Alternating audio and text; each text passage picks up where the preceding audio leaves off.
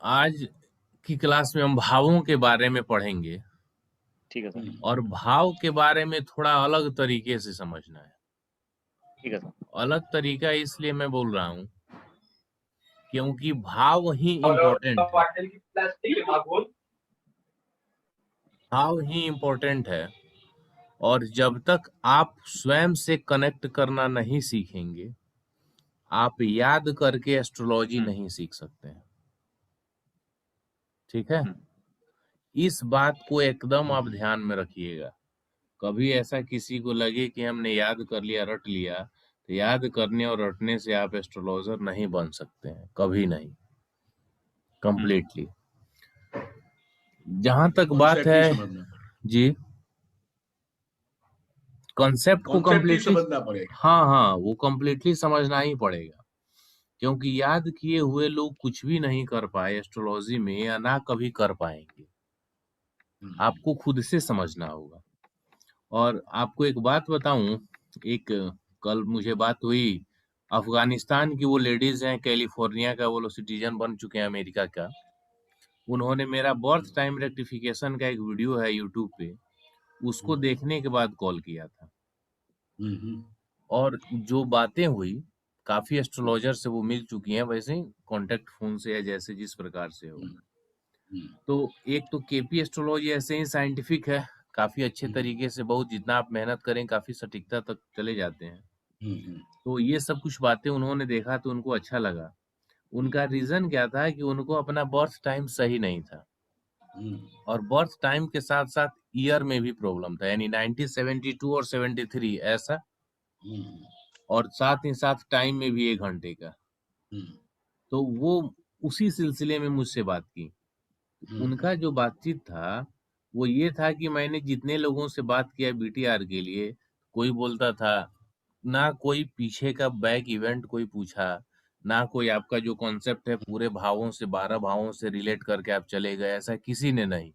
सब हाँ, ये प्रॉब्लम है आपका तो ये तुला होगा, किसी ने मिथुन होगा, कोई बोल रहा है कर्क होगा, ऐसे ऐसे। क्या बताइए ऐसा होता है? मैं बोला मैम सबसे बड़ी बात कि एक तो आपका ईयर भी कंफर्म नहीं है, पहला, और दूसरा टाइम 1 घंटे का है। 1 घंटे का टाइम कोई बड़ा इशू नहीं है, उसको निकाला जा सकता है, लेकिन जो ईयर वाली प्रॉब्लम है वो थोड़ा सा प्रॉब्लमेटिक है। और ओवरऑल आपके बारे में काफी जानकारी होने के बाद, मतलब आपके 1 घंटे से बात किया तो मुझे जहां तक निकला कि इनका चंद्र, मैंने एक बात उनसे बात करने के दौरान ही पूछा कि क्या आपके घर में पानी का लीकेज है? बोली हाँ, 10 दिन पहले उसको सही करवाया। और एक मुझे पितृदोष का लगा और मैंने तुरंत का प्रश्न कुंडली बना लिया, तो प्रश्न कुंडली के हिसाब से काफी कुछ मैच हो गई। तो उसके बाद से यही लगा कि जो लोग वेस्टर्न एस्ट्रोलॉजी भी उसने पढ़ा हुआ था कि बाहरी लोग एस्ट्रोलॉजी को साइंटिफिक तरीके से हैंडल करते हैं, इसलिए वे ज्यादातर भारतीय एस्ट्रोलॉजर से अच्छे परफॉर्म करते हैं। और हम लोग क्या है कि हम इस कॉन्सेप्ट को ना समझ के सीधा टारगेट दिमाग आ जाता है कि अरे कैसे क्लाइंट से ये बताएंगे कि ये पूजा करानी है, ये चीजें तुम्हें करनी है, कैसे हम पैसा बनाए। अरे पैसा आप कमाओ, नो इशू, लेकिन पहले खुद अपना साइंटिफिक अप्रोच तो आप रखो, खुद आप समझो। जैसे मेरे वीडियो देखने के बाद जो आप लोगों के क्लास में मैंने पढ़ाया था कि एक भाव एक राशि में नहीं होता है, 2 राशियों में, 3 राशियों में चला जाता है। बहुत से लोगों को मैसेजेज आए ये सब, तो मैं बोला ठीक है, चलिए इस पे भी कभी चर्चा कर लेंगे। सबसे बड़ी बात है, सब लोग, कोई भी साउथ इंडियन चार्ट को नहीं देखता, भाव कहाँ से आरंभ हुआ कहाँ खत्म हुआ इस बात पर कोई जाता ही नहीं है। और जब आप इस चीज को ध्यान देंगे आपको पता चल जाएगा। और सबसे बड़ी बात कि अपने कंफर्ट जोन से बाहर निकलिए। कंफर्ट जोन से बाहर निकलने का मतलब है कि यदि आपका तुला लग्न है तो सोचिए कि क्या कंप्लीटली सब कुछ आपका तुला लग्न से ही मैच हो रहा है। थोड़ा भी बायस्ड नहीं होना है। तुला लग्न में यानी 7 नंबर, या यहीं पे मान लीजिए 10 नंबर लग्न है, तो इसमें ये स्टार्ट हो रहा है 5 डिग्री से और ये अगले 11 नंबर में 13 डिग्री तक जा रहा है। तो 13 डिग्री का एटमॉस्फेयर इनको मिला कि नहीं मिला? हाँ मिला। तो फर्स्ट हाउस का रेंज वहां तक हुआ कि नहीं हुआ? हाँ यही बात कोई समझना नहीं चाहता और इस तह तक जाने नहीं चाहता कोई भी। और सबसे बड़ी बात है कि लोग असफलता से डरते हैं। मतलब मैंने आपको कोई प्रिडिक्शन दिया और गलत हो गया तो इसको हम ईगो प्रॉब्लम बना लेते हैं। अरे कैसे गलत हो गया, इन्होंने गलत बता दिया। अपनी गलती नहीं मान के हम सामने वाले पे ब्लेम कर देते हैं। हमने आपको कोई रेमेडीज दी, प्रिडिक्शन दिया, सही नहीं हुआ तो ये अपने खुद को हम एडमिट करने की बजाय हम क्लाइंट को दोष देने लगते हैं। और यही रीजन है जो मैं मनी बैक गारंटी पे जो कंसल्टेशन देता हूँ उसके पीछे रीजन यही है। यदि क्लाइंट को लगे कि उसे अपने मेरे सर्विस से सेटिस्फेक्शन नहीं है तो अपना पैसा ले ले। और मैं अपने आप को उस लेवल तक अपडेट करूंगा। अपना 100% तो दूं ही, लेकिन उस लेवल तक अपडेट करना है कि कंप्लीटली किसी को भी लगे कि no I am not satisfied, ले जाओ, कंप्लीटली ले जाओ। 1 रुपया ये वो काटने उठने वाला बाजार नहीं। हाँ, जो सामान मैंने आपको दिया वो आप मुझे रिफंड करें और अपना पैसा लें। तो यहाँ तक ऐसे आप नहीं पहुंच पाएंगे, साइंटिफिकली सोचना ही होगा। अब यहाँ जैसे हमने भावों पे हमें स्टार्ट करना था, तो फर्स्ट भाव की हम बात करते हैं। पहला भाव क्या बताता है? तो पहला भाव जब भी आप देखेंगे, कुंडली का अध्ययन करेंगे, तो पहला भाव क्या होता है? पावर हाउस होता है। पावर हाउस के मतलब है कि आप स्वयं, जातक स्वयं है। जातक जब स्वयं है फर्स्ट हाउस से, तो जातक से रिलेटेड जितनी भी घटनाएं होंगी उसको इसमें हम देखेंगे कि नहीं देखेंगे? देखेंगे। देखेंगे ना। Yes sir. तो जब जातक से रिलेटेड हम सब कुछ देखेंगे तो एक तरह से मान लीजिए कि ये सब में आ जाएगा कि नहीं आ जाएगा? किसी भी प्रकार की कोई घटना आपको देखना हो तो उसमें फर्स्ट हाउस की भूमिका मिलेगी। ठीक है? किसी भी प्रकार की कोई भी घटना आपको देखना होगा उसमें फर्स्ट हाउस की भूमिका मिलेगी। फर्स्ट हाउस यदि पावरफुल नहीं है, फर्स्ट हाउस यदि आपकी कुंडली का पॉजिटिव नहीं है, अब कैसे हम चेक करेंगे इस पे हम बाद में चलेंगे। यहाँ सिंपली ये समझिए कि फर्स्ट हाउस कुंडली का यदि आपके लिए इफेक्टिव, पावरफुल, पॉजिटिव नहीं है तो समझ लीजिए कि कुंडली का एक तरह से जान ही निकल गया। तो फर्स्ट हाउस को सिर्फ ये मत समझिए कि मतलब ये ऊपर का सिर बॉडी पार्ट्स में तो बताता ही है, साथ ही साथ जातक का शरीर स्वास्थ्य ये है, सही है, लेकिन ओवरऑल जातक से रिलेटेड सभी घटनाएं, सभी एक्टिविटी के लिए हम फर्स्ट हाउस को देखते हैं। समझ में आ रहा है? हाँ सर। यस। साथ ही साथ जातक का जो भी स्वभाव है, उसकी मानसिक स्थिति है, उसका जो भी स्टेटस है, रहन सहन है, आयु को देखना होता है, तब भी फर्स्ट हाउस को विचार किया जाता है। साथ ही साथ फर्स्ट हाउस आपके छोटे भाई बहन के लाभ को भी दिखाता है। छोटा भाई बहन को हम तीसरे भाव से देखते हैं, थर्ड हाउस से, तो थर्ड का यह 11th हुआ। और आप इस प्रैक्टिकली देखिएगा कि बड़ा भाई का सब कुछ अच्छा है तो छोटे भाई बहनों को लाभ मिलता है। सामान्य केसेस की बात कर रहे हैं, जैसे बड़ा भाई बहन, 2-3 भाई बहन है, बड़ा भाई पढ़ने में तेज हो गया तो छोटों को उसका कोऑपरेशन मिलने लगता है। बड़ा भाई जनरली केयर करने वाला होता है, सब कुछ है, छोटे भाई बहनों को नहीं सोचना होता है। जो भी काम होता है घर का बड़े भाई से, जाओ तुम कर दो, वो सब छोटे हैं, बच्चे हैं। एक तरह से लाभ मिलना वहीं से स्टार्ट हो गया कि नहीं हो गया? बड़ा होने का मतलब कि जिम्मेवारियां उस पे, जो भी जिम्मेवारी लेना है बड़ा लेगा, और जहां मौज करना है वहां छोटे को, अरे तुम तो बड़े हो, वो बच्चे हैं। एक समान एग्जांपल से देखिए, रिलेट किए, मिला ना? तो ये चीजें आपको देखने को मिलेंगी और जितना ज्यादा आप करेंगे वैसे ही, सिर्फ इतना ही मत समझिए। साथ ही साथ ये फोर्थ हाउस मदर का है, चौथा घर, तो यहाँ से 10th होगा कि नहीं, 10वां। हाँ हाँ तो ये माँ के लिए कार्य क्षेत्र का हो जाएगा, उनके प्रोफेशन का हो जाएगा। 10वां घर प्रोफेशन का होता है ना, हम्म, तो 4th हाँ से 10th लग्न होगा। हाँ ये रिलेशन को इसलिए समझना जरूरी है कि कई बार क्या होता है कि बहुत से फैमिली मेंबर्स के पास कुंडली नहीं होती है, तो जिनके पास है, यदि जातक के पास कुंडली है, तो उसकी कुंडली से ही उसके घर के और सदस्यों के बारे में भी जानकारी मिल जाती है। या मिल कोई जाता ऐसा जातक आपके पास आया जिसके पास अपना बर्थ डिटेल्स नहीं है, उसको कोई एक क्वेश्चन का आंसर जानना है, तो होररी एस्ट्रोलॉजी से आप दे सकते हैं, है। लेकिन ओवरऑल उसके पास 2 4 5 क्वेश्चंस हैं, सॉल्यूशंस, ये सब देखना हुआ, तो यदि उसके वाइफ का रहा, बच्चों का रहा, तो वाइफ की कुंडली से 7th हाउस, हम्म, बच्चों की कुंडली से उसका 9th हाउस, हम्म, एक या दो जो बच्चे हैं सबकी कुंडली का निकाल लीजिए, और हम्म, सबके आधार पे आप प्रिडिक्शन देंगे ना और मैच करेंगे, तो निश्चित रूप से काफी हद तक मैच करेगा, मैच और उसका प्रॉब्लम भी आप फाइंड आउट कर लेंगे। ठीक है, हाँ सर।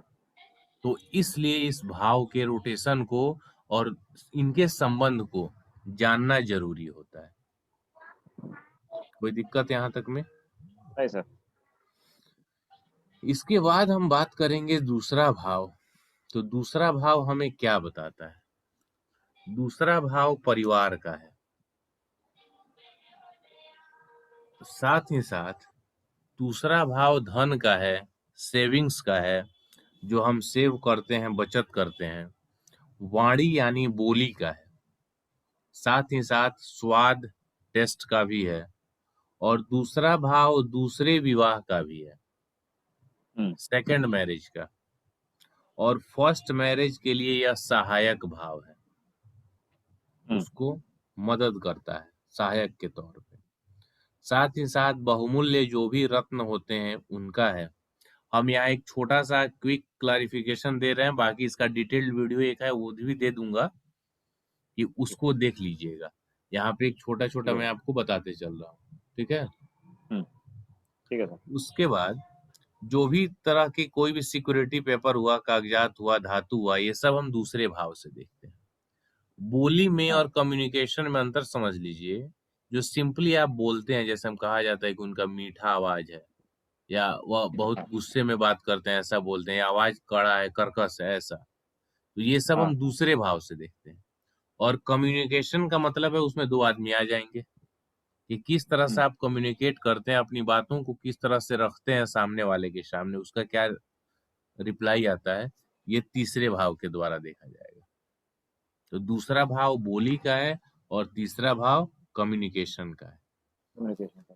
थर्ड हाउस पराक्रम का भी है, छोटे भाई बहन का है, छोटी यात्राओं का है, किसी भी प्रकार का कोई इंफॉर्मेशन हुआ, सूचना हुआ, ये सब है उसी का है, कुरियर का है, रिपोर्ट का, लेखन का, पत्रकारिता का, मीडिया का, सब ये तीसरा भाव। थर्ड हाउस जितने भी प्रकार के मीडिया हैं, सबको हम थर्ड हाउस से ही देखेंगे। हम्म, कोई भी समाचार वगैरह ये सब देखना थर्ड हाउस। कोई भी जैसे जनरली हम टीवी पे न्यूज देखते हैं, होरी एस्ट्रोलॉजी में आप सीखेंगे कि क्या यह न्यूज सही है या नहीं, तो ये सब हम थर्ड हाउस के द्वारा ही पता करेंगे। चौथा ठीक है। घर क्या है? चौथा घर सुख का है, और चौथा घर दुख का भी है। अब जैसे बोलिएगा चौथा दुख का, तो बहुत से लोग चौंक जाएंगे, अरे चौथा दुख का कैसे हो गया? वास्तविक रूप में जहां से सुख आना है वहीं से तो दुख भी आना है ना। हम्म, आपने गाड़ी ले लिया, गाड़ी ले लिया, सुख हुआ, चौथा घर से देखते हैं ना, गाड़ी का, हम्म, मकान का, सबका। हाँ और लेने के बाद जैसे ही उससे संबंधित कोई समस्या आती है, तो दुख का तो स्टार्टिंग वहीं से हुआ ना, हाँ उसी से रिलेटेड वस्तु से। जी।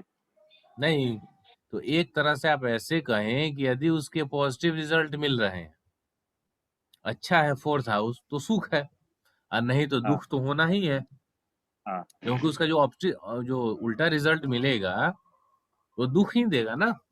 हाँ माता का है, ये साथ ही साथ सुख का भी है। और एक बात यहाँ पे समझिए, जैसे ही वैवाहिक जीवन के लिए हम देखते हैं, तो वहां पे जिसकी भी कुंडली देखें उसमें चौथे भाव के भी पोटेंशियल को देखें, क्योंकि अल्टीमेटली रहना तो घर में ही है, सुख ही देखना। पता चले कि घर में एकदम हमेशा एक झगड़े का, एक तनाव भरा माहौल रहे, टेंशन रहे, तो फिर वो किसी के लिए सही नहीं होता। स्कूली शिक्षा का भी है फोर्थ हाउस, जो प्रारंभिक एजुकेशन हमारा स्टार्ट होता है वो चौथे भाव से देखते हैं, हायर एजुकेशन को हम 9वें भाव से देखते हैं। कोई भी जमीन के अंदर कोई खजाना है गड़ा हुआ, ये सब फोर्थ हाउस से ही देखेंगे। 5वां घर क्या है? संतान का है, प्रेम का है, संतान में भी पहले संतान का है, संतान से सुख का है, खेल कूद का है, मनोरंजन का है, जुआ का है, बिना मेहनत के कमाए जाने वाले धन का है, कंसल्टेंसी का है, हीलिंग पावर का है। यदि एक एस्ट्रोलॉजर के रूप में आपका 5th हाउस एक्टिव है तो आप किसी को कुछ भी रेमेडी बताएंगे उसको बेनिफिट मिल जाएगा, या इसको ऐसे कहिए कि वही आदमी आपके पास आएगा जिसको रिजल्ट मिलना है। अच्छा। ठीक है? या ये डॉक्टर के लिए भी अप्लीकेबल है। बहुत से ऐसे डॉक्टर होते हैं जो कुछ भी दवा लिख दिया, 1 दवा 2 दवा 4 दवा, पेशेंट ठीक हो गया। या उसको ऐसे ही समझ लीजिए कि उसी पेशेंट, वही पेशेंट उसके पास आता है जिसको ठीक होना होता, जिसकी समय पूरा हो गया, ईश्वर ने समय पूरा कर दिया, इनकी मृत्यु होनी है। यदि उनका तबीयत खराब भी होगा ना, तो क्या होगा कि उस डॉक्टर के पास ब्लेम नहीं लगना, या तो उसका नंबर नहीं मिलेगा, नहीं तो उसके घर वाले कहेंगे अरे सही नहीं है, ऐसा वैसे, उसके पास नहीं जाएंगे, या कुछ ना कुछ ऐसा रीजन हो जाएगा। समझ रहे हैं? तो ये 5th हाउस का ही कमाल है। कोई दिक्कत नहीं सर। साथ ही साथ आपका जो सेल्फ इंटेलिजेंस है, इसको आप प्रैक्टिकल नॉलेज कहिए। कैसे प्रैक्टिकली आप रिलेट करते हैं, रिएक्ट करते हैं, ये प्रैक्टिकल नॉलेज ही 5th हाउस को बताता है। जैसे एक बात सामान्यतः हम सभी एस्ट्रोलॉजर्स उससे परिचित होते हैं। बहुत से ऐसे गार्जियन आपको मिलेंगे जो बोलेंगे कि बच्चा दिन रात पढ़ता है, पूरा हमेशा सब कुछ याद करके सुना देता है, लेकिन एग्जाम में इसके नंबर अच्छे नहीं आते। हमेशा पढ़ता ही रहेगा, सही से नहीं आएगा। रीजन क्या होता है? हमेशा पढ़ना, याद करना, सब कुछ लाइन बाय लाइन सुना देना, ये 4th हाउस की एक्टिविटी है। और 5th हाउस क्या है? सेल्फ इंटेलिजेंस का है। अब आपने क्या हुआ, बच्चे को दिया बुक, वो पढ़ा, एक चैप्टर है उसमें 10 क्वेश्चन है, सबको याद कर लिया, लाइन बाय लाइन आपको सुना दिया। लेकिन एग्जाम में क्या होता है, हर एक प्रत्येक चैप्टर से एक एक क्वेश्चन, या फर्स्ट चैप्टर से, थर्ड से, फोर्थ से अलग अलग। अब उस बच्चे को ये पता ही नहीं है कि किस चैप्टर का, उसको ध्यान ही नहीं आ रहा है कैसे लिखना है। यदि वहां पे उसको थोड़ा सा असिस्टेंस मिल जाए कि हाँ ये क्वेश्चन है, इसको 20 वर्ड्स में लिखना, 30 वर्ड्स में लिखना, या इस चैप्टर का ये पोएम है, पोएट्री जो भी है, तो वो अच्छा कर जाएगा।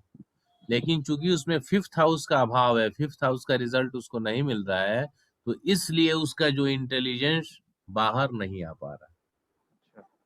बहुत से बच्चे पढ़ने में काफी तेज होते हैं लेकिन प्रैक्टिकली नॉलेज नहीं होगा। उनको कुछ खरीदने के लिए भेज दीजिए तो खरीद के नहीं ला पाएंगे, कहीं जाना हो तो नहीं जा पाएंगे। समझ में आया? ये सब 5th हाउस का है। 6ठा भाव से हम क्या देखते हैं? रोग, ऋण, शत्रु, नौकरी, पैसा, आपका परिश्रम, विवाह का टूटना, कानूनी कार्यवाही, किसी भी प्रकार का पालतू जानवर, और किसी भी कंपटीशन में जीतना। यानी 6th हाउस निगेटिव नहीं है। और सबसे बड़ी बात ये आप जान लीजिए कि कोई भी हाउस निगेटिव नहीं है। नहीं। 12 के 12 भाव के बारे में बात किया जा रहा है। यदि अब तक आप ये जानते हो कि ये घर खराब है, ये घर खराब है, तो उस कंसेप्ट को बदल लीजिए। 7वां घर आपका, आपके लिए शादी का है, तो जब हम विवाह की बात करेंगे तो उस स्थिति में 6ठा घर निगेटिव होगा, आपके लिए बुरा होगा। लेकिन बिना नौकरी, बिना सर्विस, बिना पैसे का कुछ है? तो 6ठा भाव पैसे भी देता है, पैसा ही ना हो, या आपको नौकरी करनी है वही ना हो, तो फिर क्या कर पाएंगे आप? सीधी सी बात है ना। हम्म, 10th हाउस आपके प्रोफेशन का है और इसका निगेट करता है 9th हाउस। अब आपको लगेगा अरे 9th हाउस बहुत प्रॉब्लमेटिक है।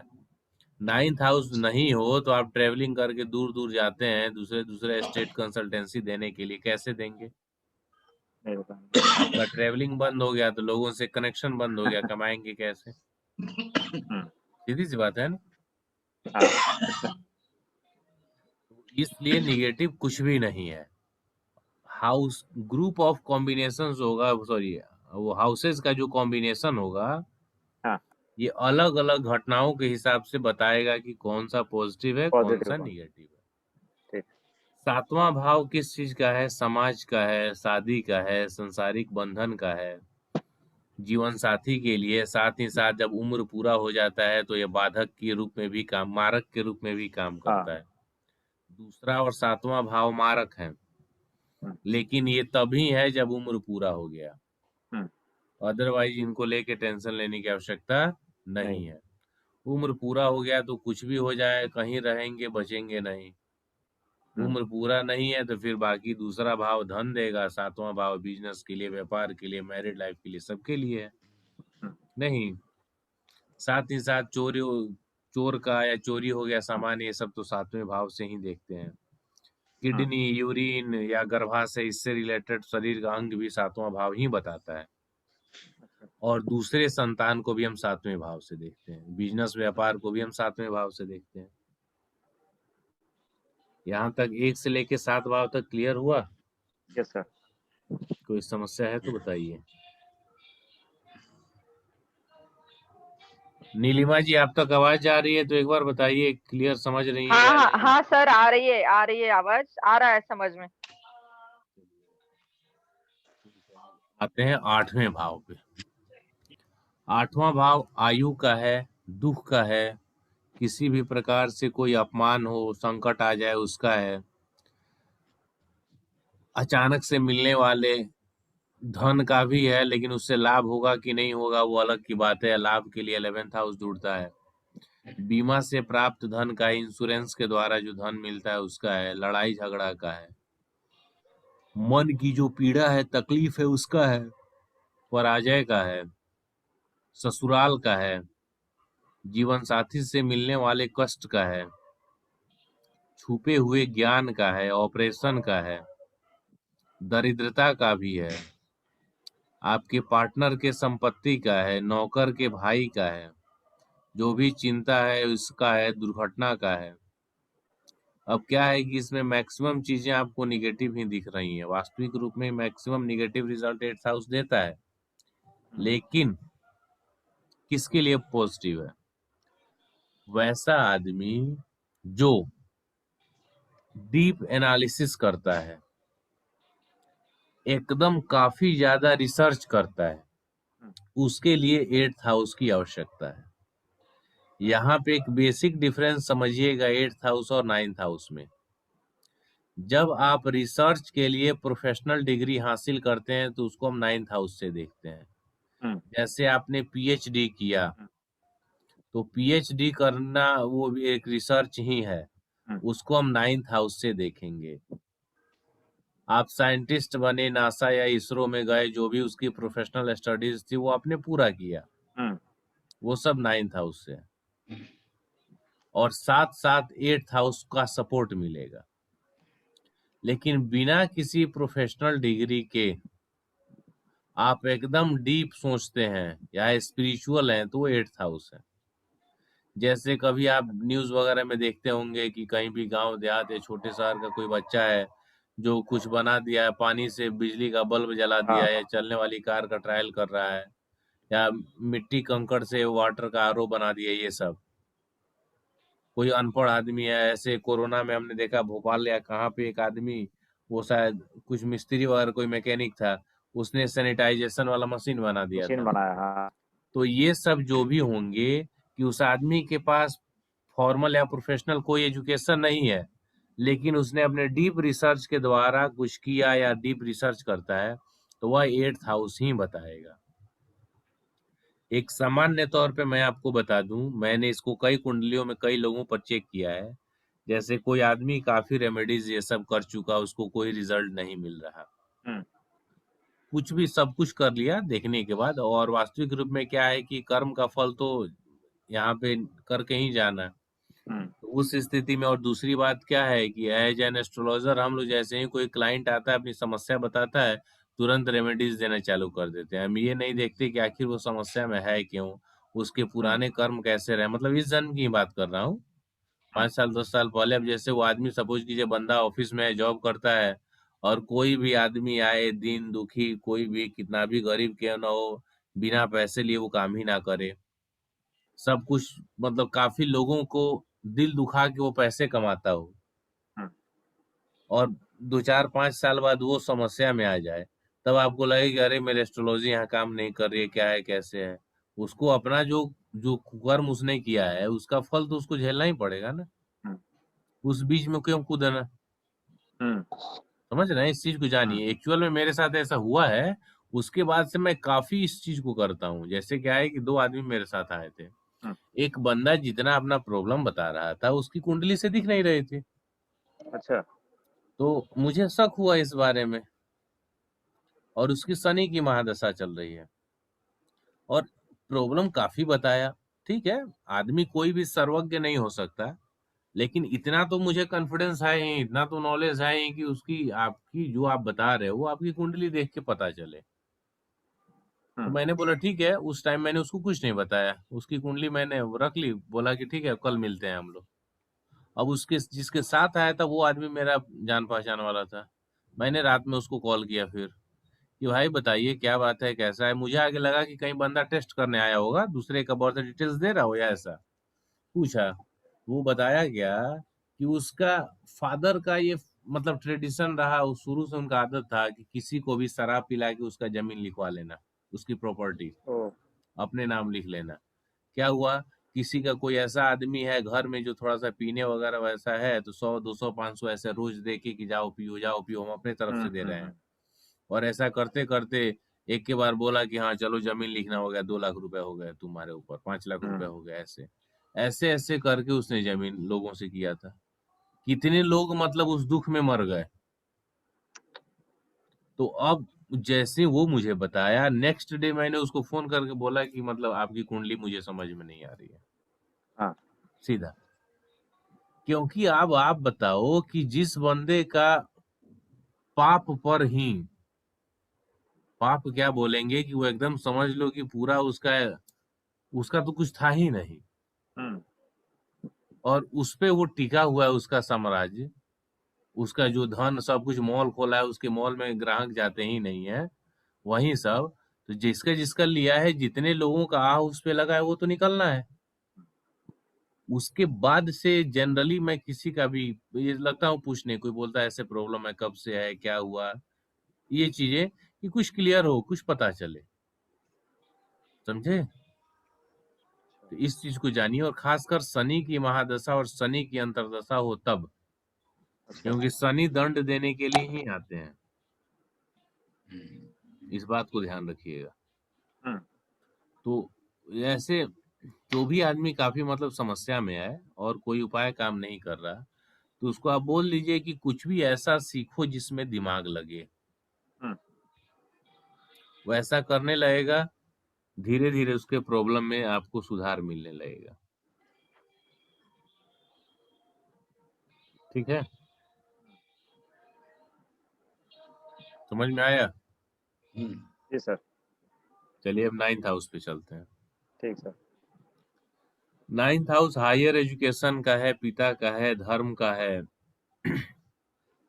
कानून का है, साथ ही शिक्षक बनेंगे, शिक्षक प्रोफेसर इनका है, दूसरे विवाह का है, दूसरे विवाह के साथ अवैध संबंध का भी है, और किसी भी प्रकार का लंबी दूरी का यात्रा हो, इंटरनेशनल मामला है, भाग्य का भाव भी हम बोलते हैं 9th हाउस को ही, भाग्य भाव है। साथ ही साथ 10th भाव प्रोफेशन है, इसका 12th होगा। यदि आप नौकरी में हैं तो जब जब आपकी महादशा में 9th हाउस एक्टिव होगा, तो उस टाइम आपको थोड़ा सा अपने कार्य व्यापार प्रोफेशन में प्रॉब्लम का सामना करना पड़ेगा। ठीक है, सर 9th अब हाउस से हम लोग अवैध संबंध भी देखते हैं। हाँ, अच्छा, ये कुंडली मिलेगी तो आपको बता दूंगा उसमें क्यों ठीक है, देखते हैं, क्या कैसे है, बस सिर्फ ठीक है, सिंपली अभी ये जानिए। ठीक है सर। 10th हाउस प्रोफेशन को बताता है, हमारे कार्य क्षेत्र का। कार्य क्षेत्र से मतलब है जॉब, बिजनेस, जो भी काम में हुँ, आप हैं, कंसल्टिंग, वो सब 10th हाउस से हम देख लेते हैं। हुँ, 10th हाउस राजनीति का है, हुँ, प्रसिद्धि, मान सम्मान, प्रतिष्ठा का है। जज बनने के लिए, न्यायाधीश बनने के लिए, आईएएस आईपीएस का जॉब है तो उसके लिए भी आपको 10th हाउस की प्रमुख हुँ, भूमिका मिलेगी। पिता का ये धन भाव होता है, यानी उनका 9वें से दूसरा होगा तो धन भाव, और 7वें से चौथा होगा तो जीवन साथी का घर हो गया। हुँ, सामाजिक जिम्मेवारी, बड़े उद्योग धंधे इनका है। हुँ, ठीक है। हुँ, 11वां भाव मित्र का है, हुँ, और बड़े भाई बहन का बड़े है। भाई। हुँ, सभी प्रकार की इच्छाओं की पूर्ति का है, लाभ का है। बीमारी के ठीक होने का है, आपके पास जो इनकम है उसका है। एक तरह से कहिए हुँ, कि 11वें भाव जब जुड़ेगा बाकी भावों के साथ में, सामान्यता या लाभ को प्रदर्शित करता है। ठीक है, यानी आपका उस काम के प्रति ठीक, इच्छा जो है वह पूरा हो गया। ठीक। ठीक सर। 12वें भाव की हम बात करें तो 12वां भाव खर्च का है, हुँ, अस्पताल का है, जेल का है, हानि का है, साथ ही साथ गोपनीयता का भी भाव है, हुँ, और शयन सुख का है। बिस्तर पे जो हम सोते हैं, शयन हुँ, सुख ये है, यानी 12वां भाव डिस्टर्ब रहेगा तो हुँ, जातक को नींद की समस्या भी रहेगी। ठीक है। ठीक। 12वां भाव आपके लाइफ पार्टनर की बीमारी का भी है, क्योंकि 7वें से छठा होता है ना ये। 7वें से छठा, हाँ। 12वां भाव इन्वेस्टमेंट का भी है, साथ ही साथ विदेश यात्रा का भी है 12वां भाव। क्लियर हुआ यहाँ तक, हुँ, जी सर। या कोई समस्या है? नहीं सर। तो ये 1 से लेकर 12 भाव तक का हमने आपको एक झलक दिखाया। जी सर। अब इसके बारे में कहीं कुछ आपको लग रहा है जो आपको पूछना चाहिए तो उसको पूछ लीजिए। हुँ, किन्हीं को पूछना है कुछ तो बताइए। जो 9 ग्रह हैं, ग्रह तो ऐसे 12 हैं हुँ, और 12हों के बारे में हम पढ़ेंगे। तो अभी हम तत्काल में उनके कारकत्व जान लेते हैं। कारकत्व का मतलब क्या हुआ कि कुंडली में आपको जो भी देखना है, जिस भाव से संबंधित अध्ययन करना है वो आप करें, लेकिन जो उससे हुँ, संबंधित कारक ग्रह है उस कारक ग्रह को देखना अनिवार्य होता है। जैसे सूर्य के कारक ग्रह की जब हम बात करेंगे तो सूर्य आत्मा का कारक है और चंद्र मन का कारक है। हुँ, सूर्य पिता का भी है, सरकार का है, राजा का है, सेंट्रल गवर्नमेंट का है, आंखों का है, मान सम्मान प्रतिष्ठा आपके कॉन्फिडेंस का है। अब यहाँ जी हम सर। समझते हैं कि इस कारकत्व को पढ़ने का मतलब क्या है। पढ़ने के लिए लोग बहुत सी चीजें पढ़ लेते हैं, कई बुक्स, क्या हम यूज कैसे करेंगे? सिंपली ये समझिए जैसे हम ग्रह का अध्ययन कर रहे हैं। नहीं, जैसे यही कुंडली जो आपके सामने है, इस हुँ, कुंडली में सूर्य यहाँ बैठा है। अब ये दिमाग में मत लाइए कि किस भाव का स्वामी है, कौन सा राशि लग्न, सब भूल जाइए। हुँ, सिंपली ये समझिए कि सूर्य यहाँ बैठा है, तो सूर्य यदि अच्छा होगा तो क्या रिजल्ट मिलेगा और बुरा होगा तो क्या रिजल्ट मिलेगा, सिर्फ कारकत्व पे समझना है, भाव से रिलेट हुँ, करके नहीं देखना। तो यहाँ पे सूर्य यदि कुंडली में पॉजिटिव होगा तो जातक को पिता से अच्छा सुख मिलेगा, जातक के पिता को कोई समस्या नहीं होगी, यानी जातक की तरफ से। अब ऐसा तो आदमी दुनिया में कोई नहीं होगा जिसको दुख ना हो, टेंशन ना हो। कई बार क्या होता है कि बच्चे के जन्म के बाद से समस्याएं शुरू हो जाती हैं, और कई बार ऐसा भी होता है कि बच्चे का जन्म हुआ हुँ, और घर के लोगों को काफी, मतलब उसके माँ बाप का किस्मत भी बदल जाता है। तो ये मान लेते हम्म, हैं कि किसी एक बच्चे की यदि कुंडली है, तो यदि उसकी कुंडली में सूर्य अच्छा रहा तो उसके पिता के लिए फायदेमंद होगा। आँखों का कारक है तो जातक को आँखों से संबंधित कोई समस्या नहीं होगी, आई साइट अच्छा रहेगा। आत्मा का कारक है तो यानी इसमें कॉन्फिडेंस रहेगा, मान सम्मान प्रतिष्ठा देता है, जुड़ाव ये रखा सब रहेगा। चीजें मिलेंगी। हड्डी का कारक है तो हम्म, हड्डी से रिलेटेड कोई दिक्कत नहीं होगी। हार्ट का, सीने का, हम्म, इसका भी कारक होता है, ठीक है। हार्ट प्रॉब्लम के लिए भी हम इसको देखते हैं, तो वो भी चीजें नहीं होंगी। इसमें कारक ग्रह को एकदम कंप्लीटली आपको ध्यान में लेके चलना है। जैसे मान लीजिए चंद्र की हम बात करते हैं, तो चंद्र क्या मन हम्म, का कारक है, माता का हम्म, कारक है, माता का। ये भी हाँ, आंखों का कारक है, खून का कारक है, ओ, ब्लड का, हाँ, साथ ही साथ स्पर्म का कारक है। और ये चीज दिमाग में रखिए, दुनिया में जितना भी लिक्विड है सबका कारक चंद्र है। पेट्रोलियम पदार्थ की बात की जाए तो सनी हम बोलते हैं, लेकिन साथ ही साथ चूंकि हम्म, लिक्विड है ना वो, हम्म, तो वहां चंद्र भी है। अच्छा, ये दूध की हम बात करेंगे तो दूध कंप्लीटली चंद्र ही है, पानी चंद्र ही हाँ, है। खून की बात करेंगे तो लाल कलर का होता है तो मंगल, लेकिन लिक्विड मंगल, है तो हाँ, साथ ही साथ चंद्र। चंद्र, हाँ, स्पर्म की बात करेंगे तो चूंकि वो सेक्सुअल एक्टिविटी है इससे, तो उसमें शुक्र तो, आएगा, लेकिन हाँ, साथ ही साथ चूंकि लिक्विड है तो चंद्र आएगा। तो जी, चंद्र को कभी इग्नोर मत कीजिएगा। और रेमेडीज सेक्शन में हम आपको बताएंगे सूर्य और चंद्र का कभी भी दान नहीं करवाना। क्यों नहीं करवाना वो आगे क्लियर करूंगा। यहाँ तो ऐसे ऐसे हमें महारथी मिले हैं जो सूर्य और चंद्र से संबंधित वस्तु का जल प्रवाह करवा चुके हैं। अब सोच लीजिए, जल प्रवाह जो सबसे जबरदस्त, क्या कहें, खतरनाक रिजल्ट देता है। तो ये चीजें भूल के मत कीजिएगा। साथ ही साथ जल का भी है ही, और शरीर में होने वाले एलर्जी से संबंधित बीमारियों का भी कारक है। नगद पैसे का, कैश एंड हम्म, लिक्विडिटी का भी कारक है। तो अब ये हम समझ लें कि चंद्र इनका कारक है तो क्या रिजल्ट मिलना। यानी यदि कोई क्लाइंट आपके पास आया और बोलता है कि मुझे, मेरे पास पैसे नहीं टिकते हैं, नगद हम्म, पैसे की समस्या है, तो हाँ, बिना कुंडली देखे, अब कारकत्व पे मैं इतना फोकस इसलिए आपको प्रेशर दे रहा हूं कि बहुत से ऐसे लोग मिल जाएंगे जिनके पास कुंडलियां नहीं है, ठीक है। और हम्म, कुछ ऐसे प्रॉब्लम है जिसको प्रश्न कुंडली से भी आपको फाइंड आउट करने में प्रॉब्लम होगा। हाँ, तो कारकत्व पर यदि पकड़ बना लेते हैं तो रेमेडीज सेक्शन में मैं सबके लिए रेमेडी आपको बताऊंगा, तो आपका काम काफी आसान हो जाएगा। और अच्छा, कारकत्व को जानना इसलिए भी जरूरी है कि कुछ एक्टिविटी के द्वारा जातक खुद ग्रहों के फल को डिस्टर्ब कर देता है।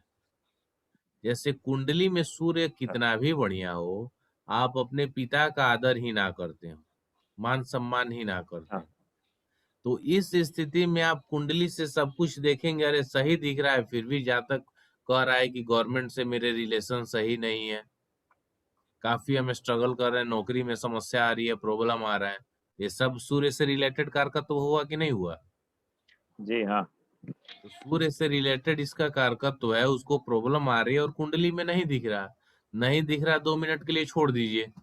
सूर्य से रिलेटेड जो रेमेडी आपको लग रही है उस रेमेडी को करा के देखिए,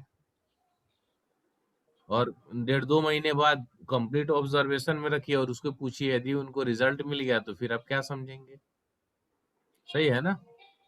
हाँ, वैसे ही चंद्र का है, कोई भी जातक आए, डिप्रेशन है, मन में अशांति है, बेचैनी है, इसका मतलब चंद्र उनका डिस्टर्ब है, डिस्टर्ब है, चंद्र प्रॉब्लमेटिक है। राहुल जी ने एस्ट्रो वास्तु किया हुआ है तो इनको पता है कि क्या है कि जो प्लेनेट होते हैं ये कुंडली के साथ साथ आपके वास्तु में भी होते हैं। तो एज एन एस्ट्रोलॉजर आप क्या हैं, आप तो सिर्फ कुंडली को देखते हैं, हम्म, इसलिए मैं कारकत्व पर इतना प्रेशर दे रहा हूँ।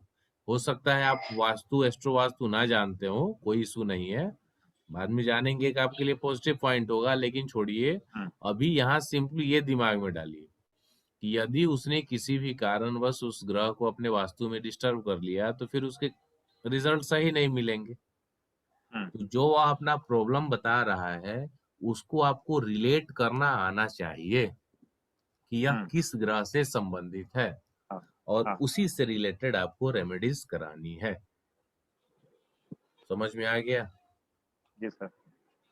पैसे नहीं रुक रहे हैं तो नगद धन का कारक चंद्र हुआ ना।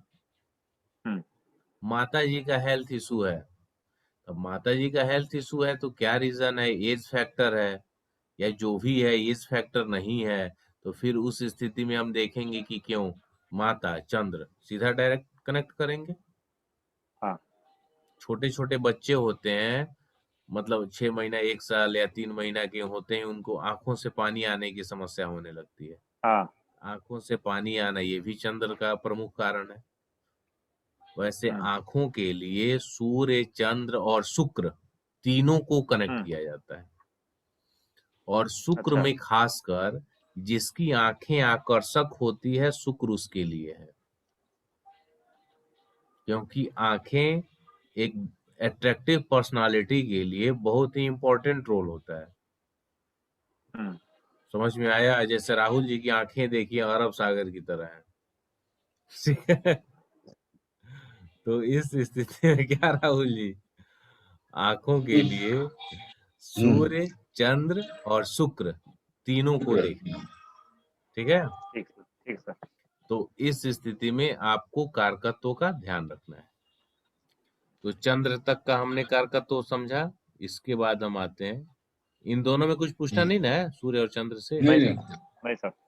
साफ पीने का पानी होगा उसका भी कारक चंद्र है हम्म, और जो गंदा पानी होता है जो नाली का ऐसे डिस्चार्ज वाला उसका कारक राहु है।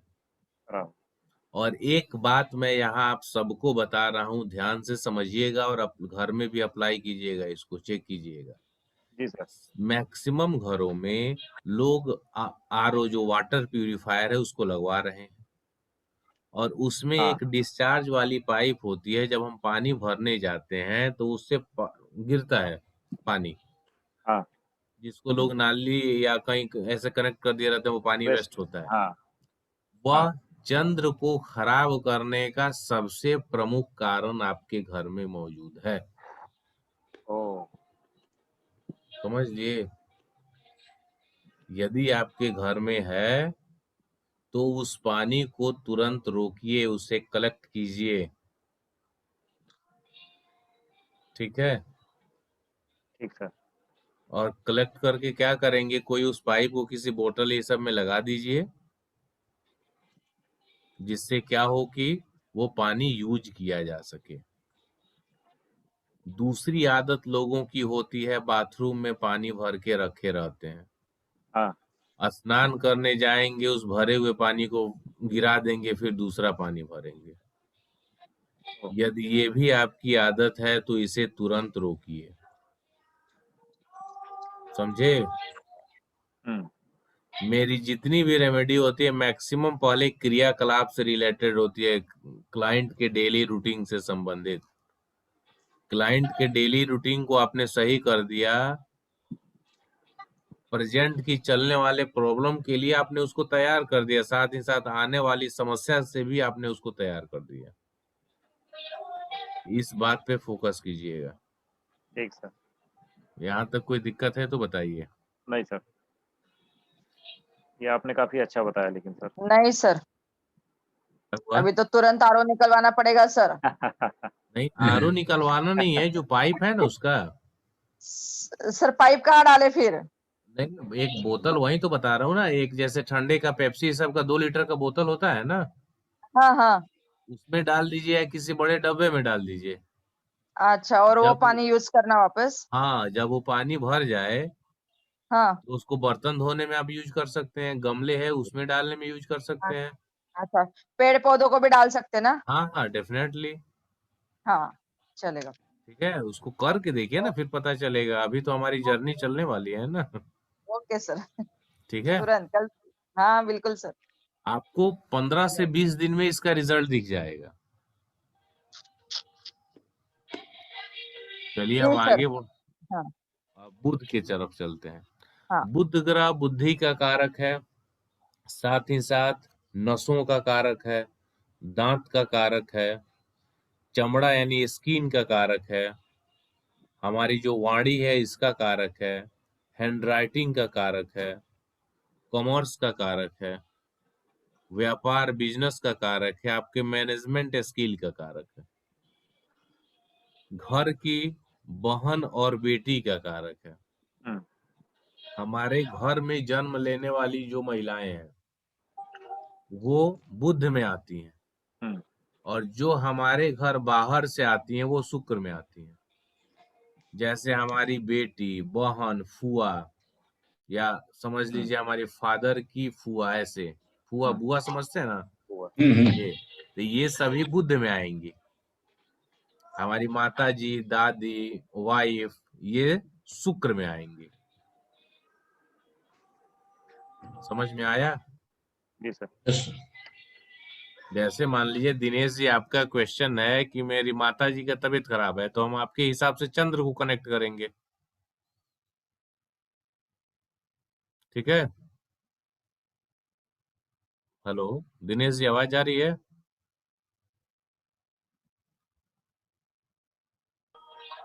हेलो दिनेश जी, हाँ सर। मैं बोल रहा हूँ जैसे हाँ, आपका क्वेश्चन है, सपोज कीजिए हाँ, कि मेरी माता जी का तबीयत खराब है, तो आपकी माँ तो आपकी कुंडली से मतलब या आप आए तो हम चंद्र को कनेक्ट करेंगे। जी, वहीं यदि ये क्वेश्चन आपके पिताजी की तरफ से होता है कि पत्नी का तबीयत खराब है, तो हम शुक्र से देखेंगे। हाँ, समझ में आया? जी सर, जी, 100%। तो यही कारक ग्रहों का, जैसे बुध है बिजनेस का, जैसे ही किसी ने बोला कि बिजनेस रिलेटेड प्रॉब्लम है, तो कम्प्लीटली हम बुध को चेक करेंगे। खुद को फोकस करेंगे, यस। हाँ, स्किन रिलेटेड प्रॉब्लम है तो बुध को देखेंगे, कारक खुद ग्रह को है ना। फोकस करेंगे, यस, यस, यस, यस। दांतों से जी सर, रिलेटेड है तो बुध को देखेंगे। तो भी बुध को। जी, तो ये कारक ग्रह का नॉलेज काफी इम्पोर्टेंट है। बहुत इंपॉर्टेंट है सर। हाँ, बिना इसके काम नहीं होगा।